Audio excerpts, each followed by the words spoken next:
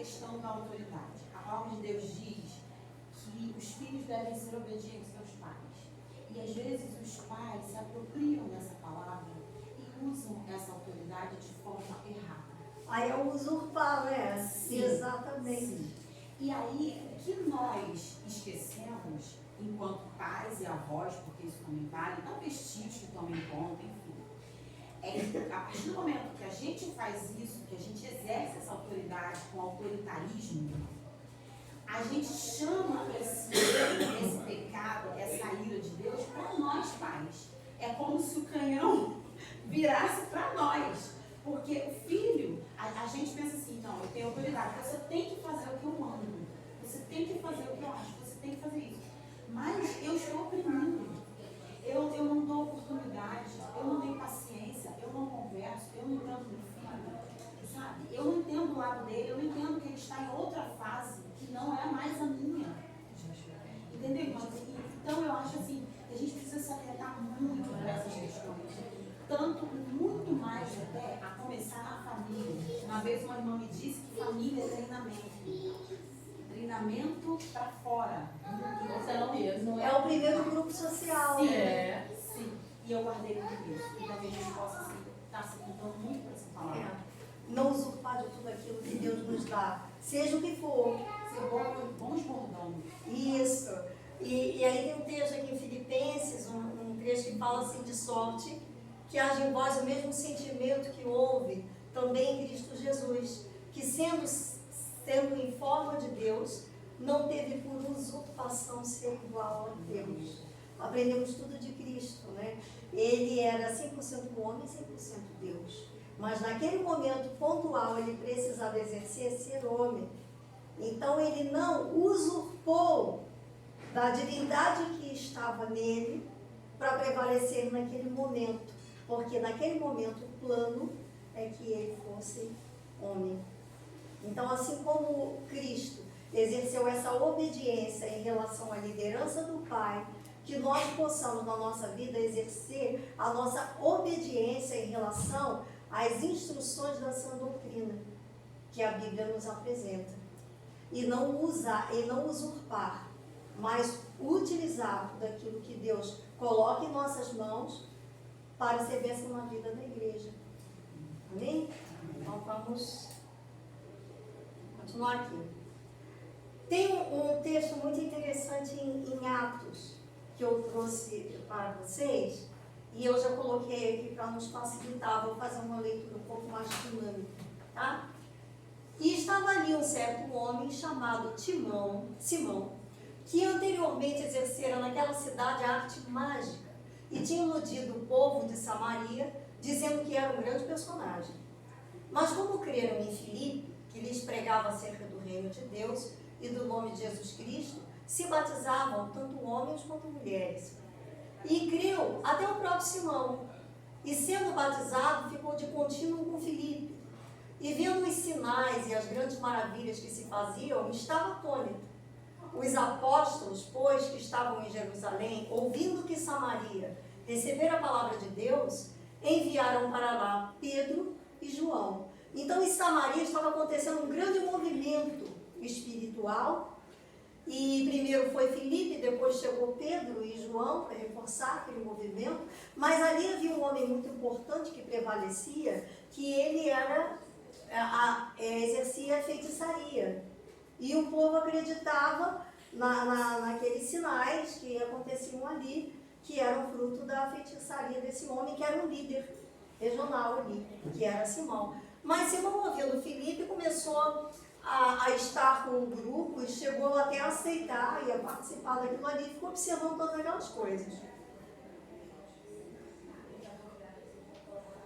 E aqui vem os quais está se referindo aos apóstolos, né, que se reuniram, os quais, tendo descido, oraram por eles para que recebessem o Espírito Santo, que eles haviam se convertido, mas não haviam recebido o Espírito Santo. Então os apóstolos estavam ali para impor as mãos, não é? E impetrar o Espírito Santo na vida daquelas pessoas, dos novos cristãos. Porque sobre nenhum deles tinha ainda descido, mas somente eram batizados em nome do Senhor Jesus. Então lhes impuseram as mãos e receberam o Espírito Santo. E Simão, vendo que pela imposição das mãos dos apóstolos era dado o Espírito Santo, lhes ofereceu dinheiro. Olha que coisa só interessante. Ele viu aquele mover, aquela coisa, e ele sempre foi líder, estava sempre em destaque, e ele percebeu que o Espírito Santo ali estava interessando e estava regendo todo o movimento, ele queria participar daquilo ali. Dentro do seu entendimento imaturo ainda, dentro de uma espiritualidade que ele estava tendo contato naquele primeiro momento, ele pensou, preciso disso. Como vou obter isso? Dentro da cabecinha dele, dinheiro. Dinheiro compra tudo, né? Era o que ele pensava. Então ele colocou, Simão, vendo que pela imposição das mãos dos apóstolos, que ela dava o Espírito Santo, lhes ofereceu dinheiro, dizendo, dai-me também a mim esse poder, para que aquele sobre quem eu impuser as mãos, receba o Espírito Santo. Mas disse-lhe Pedro, o teu dinheiro seja contigo para a perdição, pois cuidaste que o dom de Deus se alcança com dinheiro. Tu não tens parte nem sorte nessa palavra, porque o teu coração não é reto diante de Deus. Está registrado em Atos 8, de 9 a 25. Então nós observamos aí uma coisa muito interessante, que o dinheiro às vezes confunde as pessoas. Quando a pessoa tem o dinheiro, confunde sobre aquilo que o dinheiro pode comprar. E eu trouxe essa frase aqui para nós meditarmos sobre isso. O que se pode comprar tem preço. O que não se pode comprar tem valor. O que tem preço são as coisas. E o que tem valor são as pessoas, são as relações que a gente faz, de amizade, de amor, de companheirismo, de fidelidade. Essas coisas têm valor e não tem dinheiro que compra. Essas coisas vêm de Deus para a nossa vida. E qual é o grande problema dessas coisas? Vou tirar foto? Vou tirar a frase, é muito interessante. Sim. Vou botar no meu story que eu gostei. Também. Tem dia que a gente fica inspirada do Espírito Santo, vai trabalhando e vai dando umas ideias. Trabalha com pessoas também. É bom isso, é verdade. As coisas mais importantes da vida, elas não têm preço, não se compram. Realmente. Mas existe uma cultura, que é a cultura social, como a irmã estava falando para nós, das coisas que são normais dentro de uma sociedade, é que o dinheiro compra tudo. E não. Porque você pode ter uma linda mesa com um lindo banquete, mas se você sentar para comer sozinho, não tem graça, não é? Porque o dinheiro pode comprar mesas, cadeiras, a comida, pode até pagar a pessoa para fazer para você, mas o amigo não compra. E é sobre essas coisas que Cristo vinha falando, que enquanto as pessoas valorizavam o dinheiro, o reino de Deus, ele valoriza as pessoas. Os tesouros, sim, mas do reino dos céus. Nós vamos ter que adiantar um pouquinho, porque já foi sinalizado que já está no final. Alguns tópicos aqui da nossa lição, do finalzinho que ficou para ser concluído, diz o seguinte, vamos dar uma perpassada aqui rapidinho para poder fechar.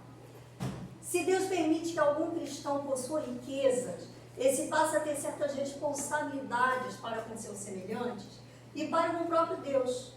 Mas é perigoso viver de forma extravagante, enquanto os outros pouco e nada têm. Nós estávamos falando sobre isso, aquele que muito se dá, também muito se cobra. E em algum momento, nós vamos prestar contas de tudo, diante do justo juiz. Aquele momento em que ninguém tem como desmarcar esse encontro, todos estarão lá. E tem uma coisa muito interessante que a revista coloca para nós, que é perigoso viver de forma extravagante, enquanto outros têm pouco ou nada, porque vai gerar violência. Não só inquietação, chateação, mas chega ao ponto de gerar violência.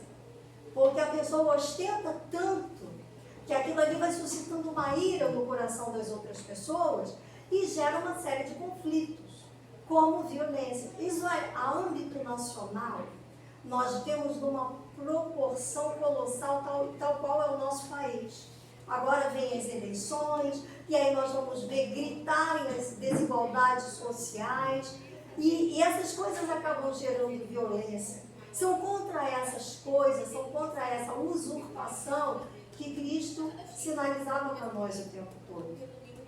O próximo vem falando aqui. O grande problema do acúmulo de riquezas é que a pessoa que tem pode começar a compreender que está segura nessa vida. Essa passagem é um alerta duro àqueles que depositam confiança em posses materiais. Né? Tem um texto muito interessante que diz, acho que é em Salmos, que fala: uns confiam em carros, outros em cavalos, mas nós faremos menção do nome do Senhor, porque nós sabemos que a nossa força, o nosso refúgio, tudo que nos sustenta nessa vida, vem do Senhor, vem do Pai das luzes, não das coisas que nos confundem nesse mundo. Porque às vezes até o dinheiro, como lá o Simão, que foi relatado em Atos, ele se confundiu sobre aquilo que o dinheiro poderia obter. Nós também às vezes nos atrapalhamos um pouco com as coisas dessa vida. Nós temos que ter os nossos olhos fixos no alto, de onde vem o nosso socorro, que é Cristo. Nele é a nossa segurança, não nas coisas que temos. Porque o que hoje temos, amanhã não temos.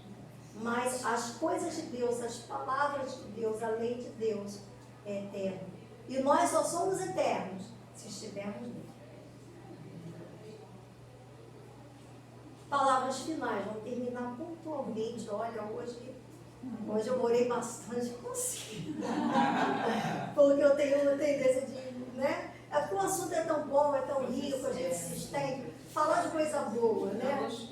Falar do Evangelho é falar de coisa boa. É um privilégio. É um privilégio. Nós estamos aqui tendo essa oportunidade para crescer espiritualmente. Porque é bom não só para a nossa vida, mas para nós abençoarmos outras palavras também que vêm até nós, pedindo um conselho, uma palavra amiga, um consolo. Da onde nós tiramos isso?